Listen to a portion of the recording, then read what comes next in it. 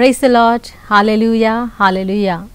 ప్రభు యేసునందు నాకు అత్యంత ప్రియమైన సహోదరి సహోదరులారా, మీ అందరినీ కూడా యేసు ప్రభు అతి శ్రేష్టమైన నామంలో ఈ యొక్క దివ్యవాక్కు కార్యక్రమానికి స్వాగతం తెలియజేస్తున్నాను.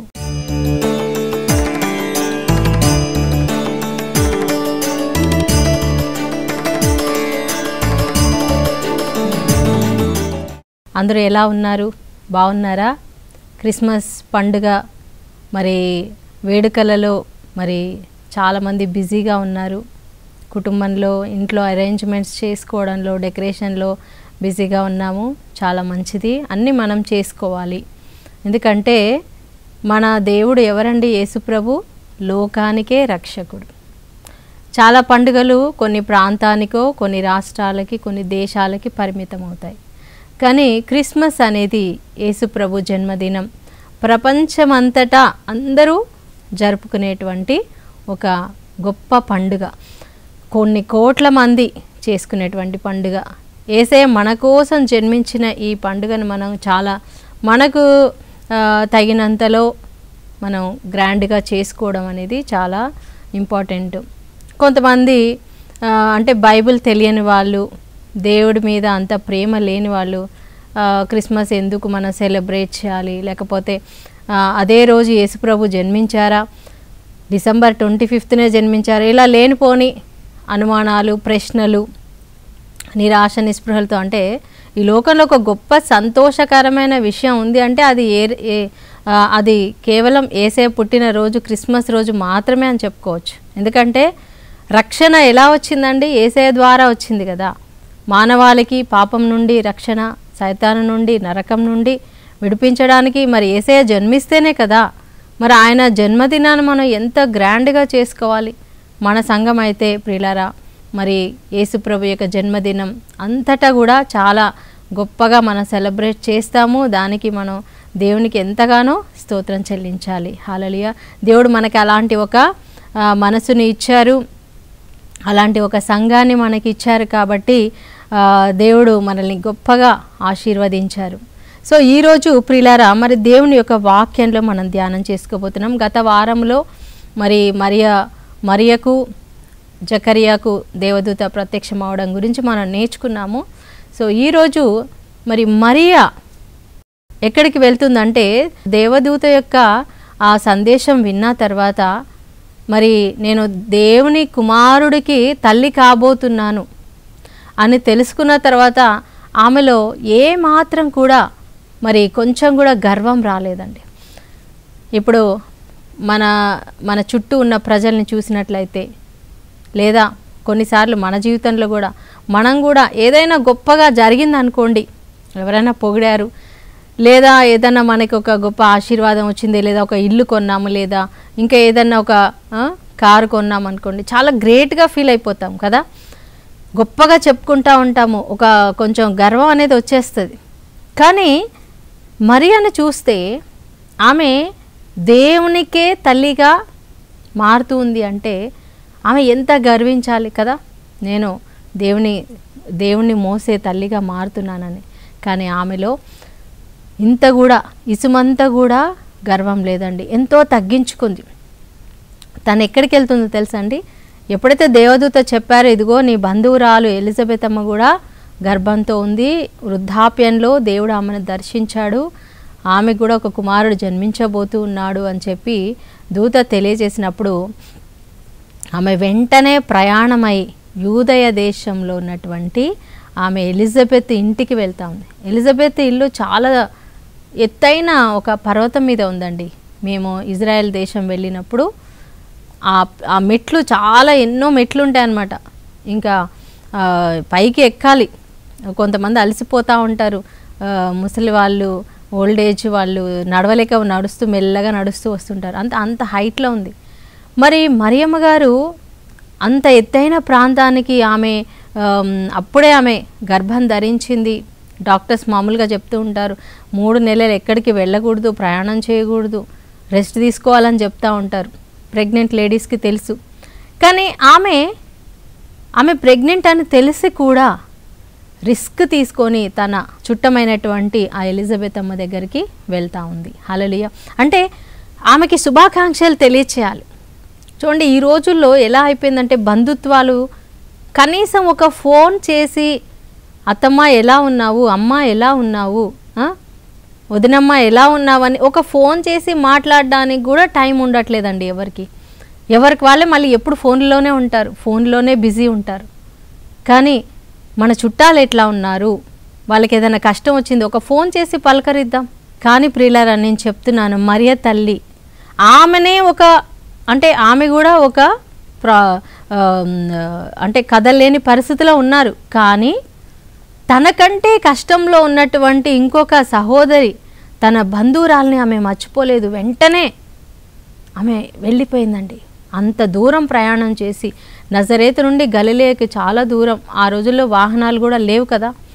ఆమె గాడిద మీద వెళ్ళిందో మరి నడుచుకుంటూగా మరి ఆ యొక్క జంతువుల మీద వెళ్ళి ఆమె ఏం చేసిందండి, వాళ్ళ ఇంటిలో అడుగు పెట్టగానే ఎలిజబెత్తమ్మను చూడగానే మరి ఎలిజబెత్తమ్మ అమ్మో ఏంటి అసలు నా ప్రభువు తల్లి నా దగ్గరికి రావడం ఏంటి, ఎంత తగ్గింపండి. ప్రభువుని ఆమె గర్భంలో మోస్తుంది. కానీ ఆమె నేను గొప్పదాన్ని, నేనేంటి వాళ్ళ దగ్గరికి వెళ్ళడం, వాళ్ళే నా దగ్గరికి రావాలని అనుకోలేదు. చాలామందిలో ఈ అహం ఉంటుంది. నేనెందుకు ఫోన్ చేయాలి, నేనెందుకు వాళ్ళ దగ్గరికి వెళ్ళాలి, వాళ్ళే నన్ను విష్ చేయాలి, వాళ్ళే నాతో మాట్లాడాలి, ఇలా అంటే ఒక ధోరణిలో మనం ఉంటాం. ఎందుకు నేను ఒక మెట్టు దిగాలి, నాకేం తక్కువ అని మరి భీష్మించుకొని అట్లాగే పైకి ఉంటారనమాట, గర్వంగా ఉంటారు. కానీ మరియ తల్లి అలా కాదండి, తగ్గించుకొని తను వెళ్ళారు. ఆమెను శుభవచనాలు అమ్మా నీకు వందనాలు అని చెప్పగానే మరి పరిశుద్ధాత్మ అంటే మరియ తల్లిలో గర్భంలో ఎవరున్నారు, యేసుప్రభు. మరి ఎలిజబెత్తమ్మ గర్భంలో ఎవరున్నారు, యోహాను గారు. యేసుప్రభు అక్కడ అడుగు పెట్టగానే అంటే మరియ తల్లి ద్వారా ఆయనలో ఉన్న పరిశుద్ధాత్మ అభిషేకం యోహాను గారిలోకి వెళ్ళిపోయింది. హల్లెలూయా. నీ వందన వచనం వినగానే నా గర్భంలో ఉన్న శిశువు గంతులు వేస్తున్నాడు, పరిశుద్ధాత్మతో నింపబడ్డాడు అని చెప్పి ఆమె ఎంతో సంతోషించింది. మరి ఇద్దరు కూడా కలుసుకొని ఆనందం సంతోషం షేర్ చేసుకున్నారు. నాకు కూడా దూతగా అనిపించాడు, అవును ఇలాగ చెప్పాడు, ఇది జరిగింది, నిజంగా దేవుడు ఎంత గొప్పవాడు. మరి మరియ కూడా తనకు జరిగిన విషయం తను షేర్ చేసుకొని ఉండొచ్చు. చూడండి ఇలాంటి ఒక ఆత్మీయ బంధం, దేవునిలో నడుస్తున్న వాళ్ళు ఎప్పుడు కూడా ఆత్మీయ సహవాసం కలిగి ఉండాలి. దేవుడు ఒకరి జీవితంలో ఒకరు చేసిన అద్భుతాలు పంచుకుంటూ ఉండాలి. దేవుడు ఏం మాట్లాడారు, ఏ వాక్యం ద్వారా ఎలా మాట్లాడారు, దేవుడు నా జీవితంలో ఏం కార్యాలు చేశారు, నీ జీవితంలో ఏం చేశారు, ఇలాంటి సంభాషణ ఈ రోజుల్లో చాలా తగ్గిపోయిందండి. ఎంతసేపు మనము మిషన్లకి అంకితం అయిపోయాం, ఫోన్లకు అంకితం అయిపోయాం, కంప్యూటర్లకు అంకితం అయిపోయాం, పనులకు అంకితం అయిపోయాము. కానీ జీవం కలిగిన మనుషులు మనకి లైఫ్ ఇచ్చేవాళ్ళు, వాళ్ళతో ఒక 5 నిమిషాలు గడపడానికి మనకు టైం లేదు, భార్యతో ఒక 5 నిమిషాలు గడపడానికి టైం లేదు, పిల్లలతో టైం స్పెండ్ చేయడానికి భర్తకు సమయం లేదు, తల్లిదండ్రులను పలకరించడానికి సమయం లేదు. ఇంకా ఏం సాధిస్తున్నామండి మనం ఈ లోకంలో? ఎంత డబ్బు సంపాదించినా ఏది సంపాదించినా ఒకరొకరు కూర్చొని మాట్లాడుకోలేనంత సంపాదన, అంత బిజీ మన జీవితంలో మనకు సంతోషం ఇస్తుందా? నిజంగా చెప్పండి. మనం దేవుని బిడ్డలుగా క్రైస్తవులు కనీసం ఈ క్రిస్మస్ సీజన్లో మీ ఫ్యామిలీతో ఉండండి. ఎక్కడ అన్నీ ఆపేసుకోండి దయచేసి. మీరు జాబ్కి వెళ్ళి వచ్చిన తర్వాత మీ పిల్లలతో ఉండండి, మీ భార్యతో ఉండండి, ఇంట్లో కలిసి డెకరేషన్ చేసుకోండి, ఎంత సంతోషం ఉంటుంది. కొంతమంది భర్తలు భార్యల మీద వదిలేసి వెళ్ళిపోతారు, పిల్లల మీద వదిలేసి వెళ్ళిపోతారు, ఏమీ పట్టించుకోరు. అలా ఉండకూడదు. భార్య భర్తలు ఇద్దరు కలిసి, పిల్లలు కలిసి ఇంట్లో అంత చక్కగా శుభ్రంగా అన్నీ నీట్గా చేసుకొని డెకరేషన్ చేసుకుంటూ ఉంటే, కలిసి చేస్తే అందులో ఉన్న సంతోషం వేరే. కలిసి చర్చ్కి వెళ్ళడం, కలిసి ఏం చేద్దాం ఈసారి క్రిస్మస్కి మనం ఒక మంచి పని చేద్దాం, ఎవరికైనా పేదవాళ్ళకి ఏదన్నా ఇద్దామా, ప్లాన్ చేసుకోవాలి. అలా కలిసి చేయడంలో ఎంతో ఆనందం ఉంటుంది ప్రియులారా. ఇక్కడ ఎలిజబెత్ మరియమ్మలు కలిసి వాళ్ళు ఏం చేశారు, దేవుని స్తుతించారు. స్తుతి ఉండాలి. క్రిస్మస్ అంటే దేవుని స్తుతించడం. నా ఆత్మ దేవుని స్తుతిస్తూ ఉంది. ఎందుకు? దేవుడు నన్ను దర్శించాడు, లోక రక్షకుడు ఇదిగో రాబోతూ ఉన్నాడు. మనం ఈ యొక్క సీజన్లో విచారంగా ఉండొద్దు ప్రియులారా. యేసు ప్రభు మన కొరకు వచ్చినటువంటి ఆనందకరమైన దినాలలో మనం ఉంటున్నాం. కాబట్టి సంతోషించండి, దేవునిలో ఆనందించండి, స్తుతించండి. ఈ సంవత్సరం అంతా దేవుని జీవితంలో చేసిన మేలులను తలంచుకో. మరియ తల్లి చెప్తా ఉన్నారు, నా ఆత్మ దేవుని స్తుతిస్తూ ఉంది. అవును, నువ్వు ధన్యురాలవు, నువ్వు స్త్రీలందరిలో ధన్యురాలవు అనేసి ఎలిజబెత్ అమ్మ మరియ తల్లితో చెప్తుంది. అవును ప్రియులారా, మరియ తల్లి ఊరికేనే ధన్యురాలు అయిందా అండి? ఈరోజు మనం ఆమెను ఎంతో గౌరవంగా చూస్తూ ఉన్నాం. చాలామంది బయట వాళ్ళు అనుకుంటూ ఉంటారు, వీళ్ళు మరియ తల్లిని పూజిస్తారు అని. ఆమెని మరియ తల్లిని పూజించడం కాదండి, ఆమెని ఒక గొప్ప గౌరవం.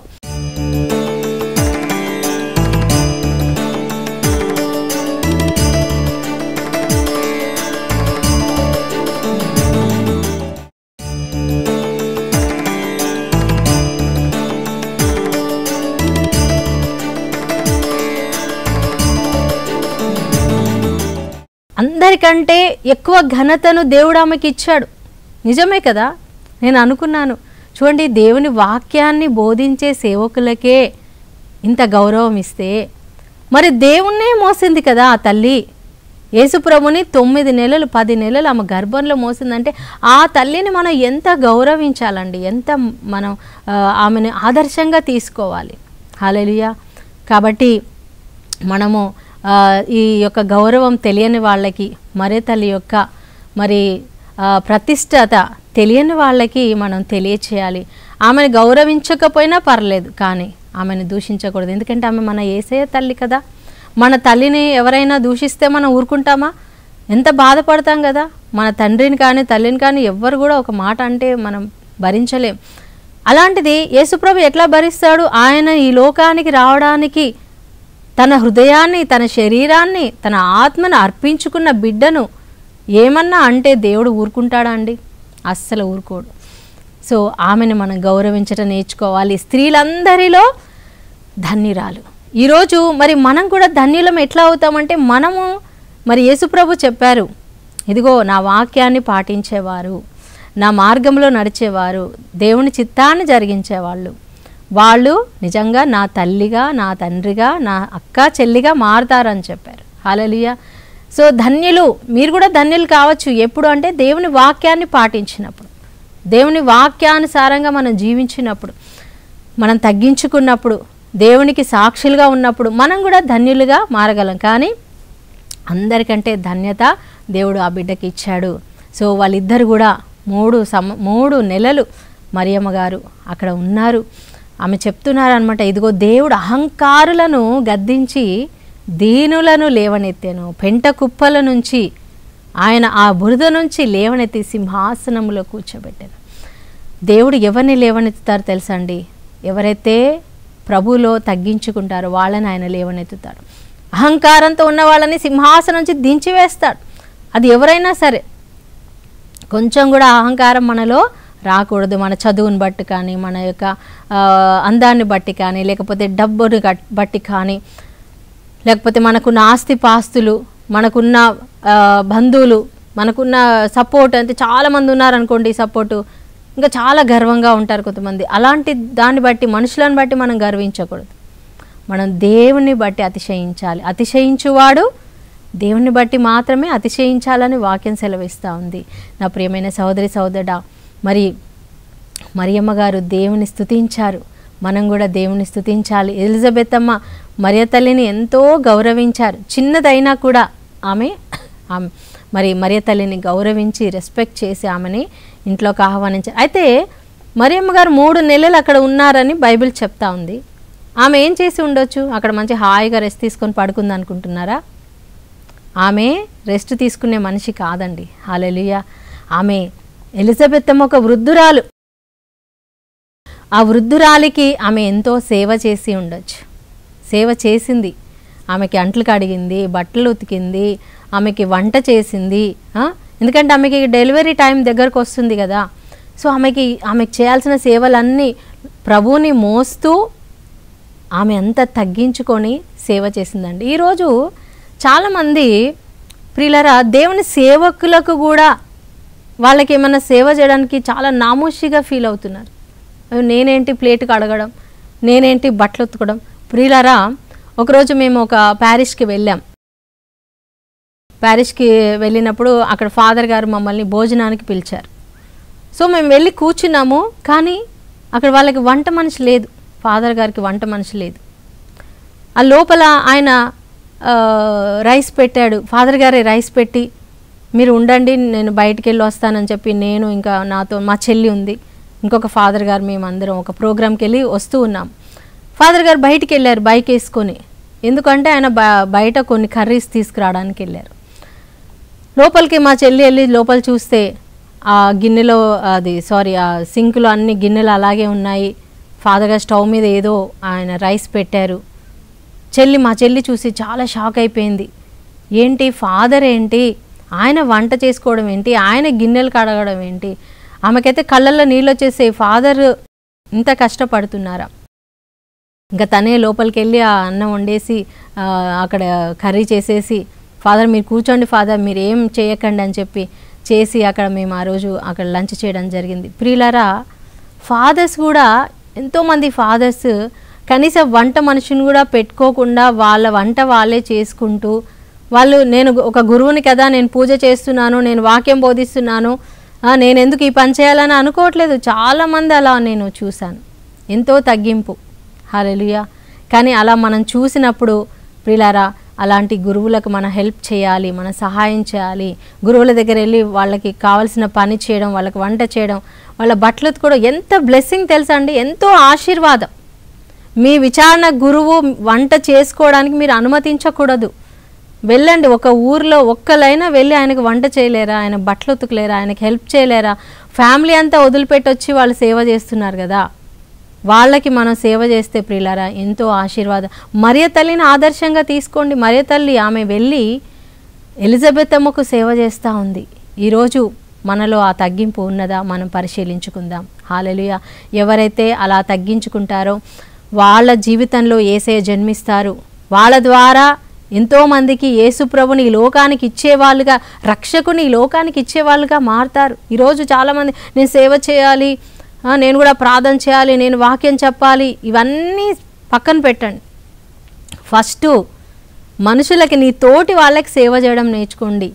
ఇంట్లో ఉన్న వాళ్ళకి సేవ చేయడం నేర్చుకోండి. చాలామంది ఇంట్లో అమ్మకి హెల్ప్ చేయరు, నాన్నకి హెల్ప్ చేయరు, భర్తకు హెల్ప్ చేయరు, భార్యకి హెల్ప్ చేయరు, పిల్లలకి చేయరు. బాధ్యతలు, ఎవరి బాధ్యతలు వాళ్ళు నిర్వహించాలి కదా. ఇవన్నీ చేయకుండా నేను ఎక్కడికో వెళ్ళి ఏదో చేస్తానంటే దేవుడు అంటాడు, ఫస్ట్ నీ ఇంట్లో నువ్వు చెయ్యి, నీ వాళ్ళకు నువ్వు చెయ్యి, నీ బంధువులకు నువ్వు చెయ్యి. బంధువుల దగ్గరికి వెళ్ళింది కదా మరియమ్మ. ఈరోజు ఎంతమంది బంధువుల దగ్గరికి వెళ్తున్నామండి. సొంత అక్క బాగోలేకపోతే వెళ్ళట్లేదు, సొంత మరి నాన్నగారు బాగోలేకపోతే వెళ్ళట్లేదు. ప్రియులారా, దేవుడు ఒకరోజు మన లెక్క అడుగుతాడు. మత్తయి సువార్త 25వ అధ్యాయంలో మనం చూస్తున్నాం. ప్రభు అంటున్నారు, నేను అనారోగ్యంతో ఉంటే మీరు వచ్చి నన్ను పలకరించలేదు, నన్ను చూడలేదు. నేను చెరసాలలో ఉంటే నా దగ్గరకు వచ్చి మీరు పలకరించలేదు. మరి నేను వస్త్రహీనుడిగా ఉంటే నాకు వస్త్రాలు ఇవ్వలేదు, ఆకలిగాని ఉంటే నాకు ఆహారం ఇవ్వలేదు, దాహంగాని ఉంటే నాకు దాహం ఇవ్వలేదు అంటే అప్పుడు మనం అడుగుతామంట, ప్రభా నువ్వు ఎప్పుడు వచ్చావు నాయనా, నువ్వు ఎప్పుడు ఆకలి కొన్నావు నాయనా, ఎప్పుడు నువ్వు అనారోగ్యంగా ఉంటే నేను రాలేదు నాయనా, మరి ఎప్పుడు లేవు కదా, నాకు కనపడలేదు కదా అని మనం అంటాం. కానీ ప్రభు అంటారు, ఇదిగో ఈ పేదవాళ్లలో, నన్ను నమ్మిన బిడ్డల్లో ఈ చిన్న వాళ్ళకి నువ్వు చేయలేదంటే నాకు కూడా చేయనట్టే. అంటే ప్రభువు డైరెక్ట్గా ఆయన మన దగ్గరికి రారండి సేవ చేయించుకోవడానికి. మన చుట్టూ ఉన్న ప్రజలు ఎవరైనా ఆకలితో ఉన్నారా వాళ్ళకి ఆహారం పెట్టండి, ఎవరన్నా దాహముతో ఉన్నారా వాళ్ళకి దాహం ఇవ్వండి. హల్లెలూయా. ప్రియులారా, నిజంగా దాహం అంటే నాకు గుర్తుకొచ్చింది. మేము లాస్ట్ టైం ఇజ్రాయెల్కి వెళ్ళినప్పుడు కల్వరి కొండ మీద అక్కడ మా గ్రూప్ కొంచెం మిస్ అయిపోయిందనమాట. సో మేము అంతా వెతుకుతున్నాం, మా గ్రూప్ ఎక్కడ పోయిందని వెతుకుతున్న టైంలో చాలా దాహం వేసింది నాకు. కొంచెం టెన్షన్ పడ్డాను, దాహం వేసింది. అక్కడ ఉన్న వాళ్ళని మేము వాటర్ బాటిల్ ఆ రోజు తీసుకెళ్ళాము కానీ అయిపోయినాయి. సో అక్కడ ఉన్న వాళ్ళని అడుగుతున్నా, కొంచెం వాటర్ ఉందా అని అడిగాను. కరెక్ట్గా యేసు ప్రభు ఎక్కడైతే నాకు దాహంగా ఉంది అని ఆయన అంటారో సిలువలో, అదే ప్లేస్లో అండి. ఆ యొక్క ఎక్స్పీరియన్స్ నాకు కూడా దేవుడు ఇచ్చాడు. అయితే మేము ఒక ఫారినర్ లేడీ, ఆమెను అడిగాను కొంచెం వాటర్ ఉందా అని అడిగితే ఆమె లేదు అని చెప్పింది. తర్వాత మళ్ళీ ఉండండి, ఒక్క నిమిషం ఆగండి, జస్ట్ వెయిట్ అని చెప్పి వెళ్ళి ఆమె ఒక వాటర్ బాటిల్ కొనుక్కొని వచ్చి మాకు ఇచ్చిందండి. నిజంగా ఆ టైంలో ఆ నీళ్లు తాగడం చాలా అవసరం అంట. మాకు డీహైడ్రేషన్ అయిపోయాము, చాలా గొంతు ఎండిపోయింది. ఆ వాటర్ నిజంగా దాహము తీర్చడం అనేది చాలా ముఖ్యం, ఎందుకంటే ఫస్ట్ ప్రాణాన్ని నిలిపేది వాటర్. హల్లెలూయా. యేసు ప్రభు కూడా దాహం కొన్నాడు ఆయన సిలువలో. నా ప్రియమైన సహోదరి సహోదరుడా, దేవుడు అంటున్నాడు, ఎవరైనా దాహంతో ఉన్నారా, వాళ్ళకు నువ్వు దాహమే లేదు అంటే నువ్వు వాళ్ళకి ఇవ్వలేదంటే నాకు ఇవ్వలేదు అన్నట్టే. నేను ఎవరైనా జైల్లో ఉన్నారు తెలిసిన వాళ్ళు, వాళ్ళ కోసం వాళ్ళ దగ్గరికి వెళ్ళి నువ్వు పలకరించావా? పలకరించలేదు కదా, కాబట్టి నువ్వు నా దగ్గరికి రాలేదు. నేను హాస్పిటల్లో ఉన్నాను, ఐసీలో ఉన్నాను, నువ్వు వచ్చావా? రాలేదు. కొంతమంది బంధువులు కూడా వెళ్ళి చూడరు. ఆ టైంలో ప్రభు అంటాడు, మీరు నన్ను చూడడానికి రాలేదు. హల్లెలూయా. కాబట్టి నా ప్రియమైన సహోదరి సహోదరు, ఈ క్రిస్మస్ సందర్భంగా మనము ఒక్కరికైనా ఒక మంచి బట్టలు కొని ఇవ్వడము, ఒక్కరికైనా మనం 10 మందికి మనం భోజనం పెట్టడము, లేని వాళ్ళకి ఏదైనా ఒకటి ప్రభు పేరట మనం చేస్తే నిజంగా ప్రభు ఎంతో సంతోషిస్తారు. హల్లెలూయా. హల్లెలూయా. యేసయ్య మనలో జన్మించాలంటే మనము యేసయ్యలాగా మారాలి. యేసు ప్రభు యొక్క లక్షణాలు మనలో సంతరించుకోవాలి. మరియ తల్లిలాగా మనం తగ్గించుకోవాలి. ఇతరులకి సేవ చేసే అలవాటు మనం నేర్చుకోవాలి నా ప్రియమైన సహోదరి సహోదరుడా. కాబట్టి ఈ యొక్క క్రిస్మస్ పండుగకు మనల్ని మనం సిద్ధపరచుకుందాం. బాహ్యంగా సిద్ధపరచుకుంటున్నాము, అలాగే అంతరంగంలో కూడా సిద్ధపరచుకుందాం. అందరితో శాంతి సమాధానం కలిగి ఉందాం. క్షమాపణ అడుగుదాం. ఎవరినైనా మనం బాధ పెట్టామా వెళ్ళి క్షమాపణ అడుగుదాం. అందరికీ సంతోషాన్ని పంచిపెడదాం, ఎందుకంటే ఇది సంతోషం ఇచ్చే పండుగ. హల్లెలూయా. Praise the Lord. దేవుడి ఈ వాక్యం దీవించునుగాక. మనం ప్రార్థన చేసుకుందాం. Thank you Lord Jesus. Hallelujah. Hallelujah. Hallelujah. పరిశుద్ధుడా పరిశుద్ధుడా, నీకే వేలాది వేలాది వందనాలు, స్తుతులు, స్తోత్రాలునైనా. అవును తండ్రి, ఈరోజు ఈ వాక్యం ద్వారా మీరు మాతో మాట్లాడినందుకు స్తోత్రాలునైనా. అయా అవును తండ్రి, మా హృదయాలలో మీరు జన్మించండి నైనా, మాలో తగ్గింపును దయచేయండి నైనా ప్రభా. అయా ఇదిగో స్త్రీలందరిలో ధన్యురాలవు నీవని మరియ తల్లికి నైనా నువ్వు చెప్పావు నైనా. స్తోత్రం తండ్రి. అలాంటి ధన్యమైన జీవితం మాకు కూడా దయచేయండి. ఆమె యేసయ్యను నైనా నిన్ను లోక రక్షకునిగా ఈ లోకానికే ఇచ్చింది ప్రభా. అవును తండ్రి, మాకు కూడా లోకానికి రక్షకుని ఇవ్వడానికి నేను రక్షకుని యొక్క సువార్తను ఈ లోకానికి చెప్పడానికి నేను మమ్మల్ని వాడుకోమని ప్రార్థిస్తున్నాను తండ్రి. హల్లెలూయా. హల్లెలూయా. తండ్రి, మేము కూడా తగ్గింపు కలిగి ఉండాలి, పరిచర్య చేసేవాళ్ళుగా ఉండాలి తండ్రి. అయా నీ సేవకులకు పరిచర్య చేసేవాళ్ళుగా ఉండాలి నైనా. మాకు అలాంటి ఒక అయా తగ్గింపును దయచేయమని ప్రార్థిస్తున్నాను తండ్రి. హల్లెలూయా. హల్లెలూయా. అయా సమర్పించుకున్న గురువులను బట్టి స్తోత్రం నాయన. అయా సిస్టర్స్ నైనా ఎంతోమంది సువార్త బోధకులు తండ్రి, వారిని బట్టి స్తోత్రం. అయా అభిషేకించండి, వారికి సహాయం చేయండి నాయన. ఎంతోమంది ఎన్నో ఇరుకులు ఇబ్బందుల్లో ఉన్నారు.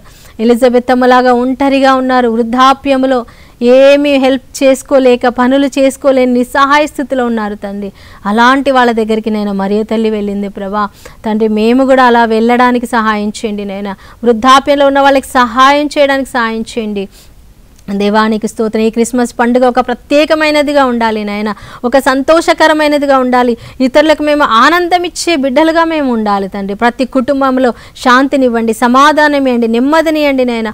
ఒక ప్రేమ సహవాసాన్ని ఇవ్వండి నాయన. పలకరించుకోవడం, బంధువుల మధ్యలో, స్నేహితుల మధ్యలో, కుటుంబ సభ్యుల మధ్యలో అయా ప్రేమ, శాంతి, సమాధానం దయచేయమని అడుగుతున్నాను. హల్లెలూయా. హల్లెలూయా. హల్లెలూయా. పరిశుద్ధాత్మదేవ, ప్రతి ఒక్క బిడ్డను అభిషేకించండి నాయన. అయా ఎలా యోహాను గారిలో అయా అభిషేకం వచ్చిందో, గర్భంలో ఉన్న బిడ్డను కూడా అభిషేకించావు తండ్రి. అయా మీ అభిషేకం ఈ సమయంలో మా అందరి మీద వచ్చునుగాక నాయన. రిబల షకరబరబ పరిశుద్ధాత్మతో నింపండి నాయన. ప్రతి ఒక్క బిడ్డను, ప్రతి కుటుంబంలో ఉన్న కొరతలన్నీ తీర్చండి నాయన. వ్యాధులన్నీ తొలగిపోవును గాక నాయన. ఆర్థిక సమస్యలు తొలగిపోవును గాక తండ్రి. హల్లెలూయా. హల్లెలూయా. మనస్పర్ధలు తొలగిపోవును గాక, కొట్లాటలు, గొడవలు తొలగిపోవును గాక. అయా అన్ని వ్యసనాలు, దుర్వ్యసనాలు కుటుంబాల్లోంచి తొలగిపోవును గాక తండ్రి. హల్లెలూయా. హల్లెలూయా. తాగుడు వ్యసనం నుండి, అన్ని చెడు లక్షణాల నుండి, చెడు అలవాట్ల నుండి విడుదల ప్రభ యేసు నామములో. ప్రతి సైతాను బంధకాలు తెగిపోనుగాక. శిబబర కలబర ఉరి కలబర చందరి కల పరిశుద్ధాత్మదేవ నింపండి నైనా, నింపండి నైనా ప్రతి ఒక్కరిని తండ్రి. అయా ప్రతి ఒక్క కుటుంబంలో మీరు జన్మించండి నైనా. మమ్మల్ని అందరినీ సిద్ధపరచమని, ఈ యొక్క క్రిస్మస్ ఒక మంచి సంతోషకరమైన హ్యాపీయెస్ట్ క్రిస్మస్గా మార్చమని నీకే మహిమ ఘనత ఆరాధన చెల్లిస్తూ నజరేయుడైన యేసు నామములో ప్రార్థించి వేడుకుంటున్నాం తండ్రి. Amen. Amen. Amen. Praise the Lord. దేవుడు మీ అందరిని దీవించును గాక. God bless you. షలోమ్.